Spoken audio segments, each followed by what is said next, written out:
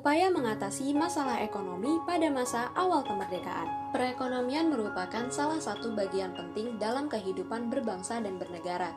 Ketika Republik Indonesia terbentuk, kondisi perekonomian Indonesia masih kacau.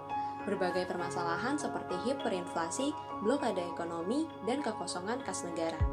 Semangat dari para penduduk, terutama petani, yang masih memiliki kemauan untuk dapat terus maju dan berjuang dalam keadaan perekonomian yang buruk di Indonesia, membuat pemerintah Indonesia terus memikirkan langkah-langkah yang terbaik agar dapat keluar dari krisis ekonomi pada masa awal kemerdekaan.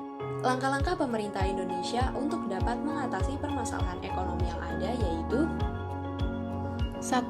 Penetapan mata uang Indonesia. Upaya ini dilakukan dengan cara menetapkan 3 mata uang yang berlaku di Indonesia, yaitu yang pertama mata uang DIY Bank, yang kedua mata uang Hindia Belanda, dan yang ketiga mata uang Jepang.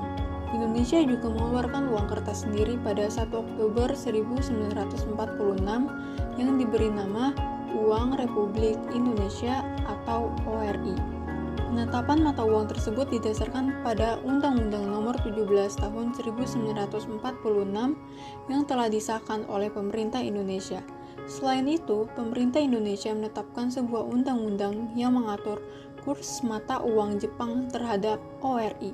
Untuk lebih banyak dalam memproduksi ORI, pemerintah Indonesia membentuk sebuah bank pada 1 November, yaitu Bank Negara Indonesia atau BNI. BNI didirikan untuk mengatur nilai tukar ORI terhadap valuta asing yang ada di Indonesia. Menyelenggarakan konferensi ekonomi. Konferensi ekonomi dilaksanakan pada awal kemerdekaan Indonesia tahun 1946. Konferensi tersebut dilakukan dalam 2 periode. Yang pertama, Konferensi Ekonomi 1 pada bulan Februari 1946.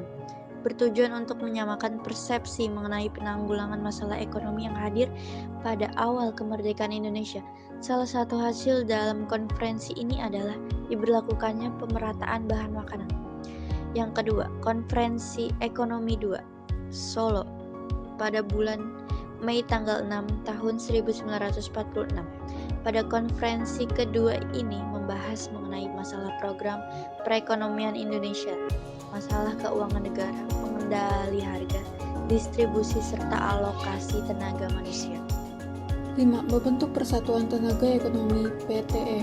Pembentukan PTE merupakan hasil dari permusyawaratan kaum ekonomi Indonesia yang telah diselenggarakan di Bandung 20 Juli 1945, bertujuan untuk menggalang dan melenyapkan individualisme di kalangan organisasi pedagang untuk memperkukuh ekonomi bangsa.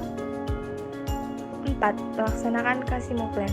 Kasimo Plan dibentuk oleh Menteri Persediaan Pangan Rakyat I.J. Kasimo, bertujuan untuk membentuk rencana produksi dalam jangka waktu 5 tahun. Rencana tersebut meliputi rencana produksi yang dilakukan 3 tahun, yaitu 1948 sampai 1950, yang membahas mengenai swasembada pangan. 5. Membentuk Persatuan Tenaga Ekonomi atau PTE. Pembentukan PTE merupakan hasil dari permusyawaratan kaum ekonomi Indonesia yang telah diselenggarakan di Bandung pada tanggal 20 Juli 1945, bertujuan untuk menggalang dan melenyapkan individualisme di kalangan organisasi pedagang untuk memperkukuh ekonomi bangsa. Yang keenam, ada melaksanakan program pinjaman nasional.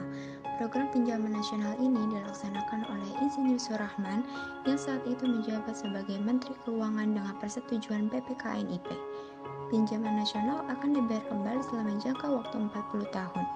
Respon rakyat Indonesia terhadap program ini justru di luar dugaan, yang mana mereka sangat mendukung, bahkan rakyat berbondong-bondong untuk datang ke bank tabungan pos dan rumah pegadaian untuk menyetorkan uangnya. Tahun pertama penyelenggaraan program ini, pemerintah berhasil mengumpulkan uang sebanyak 500 juta. Keberhasilan ini tidaklah dapat dicapai tanpa adanya dukungan, partisipasi, dan kepercayaan terhadap program yang diusung oleh pemerintah. Yang ketujuh yaitu menembus blokade ekonomi Belanda.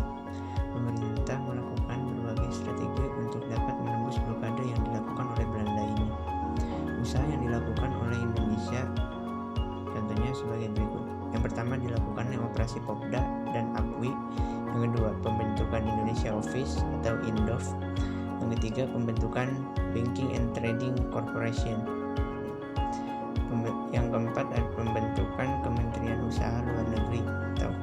PULN. Yang kelima, dilakukannya diplomasi ke India.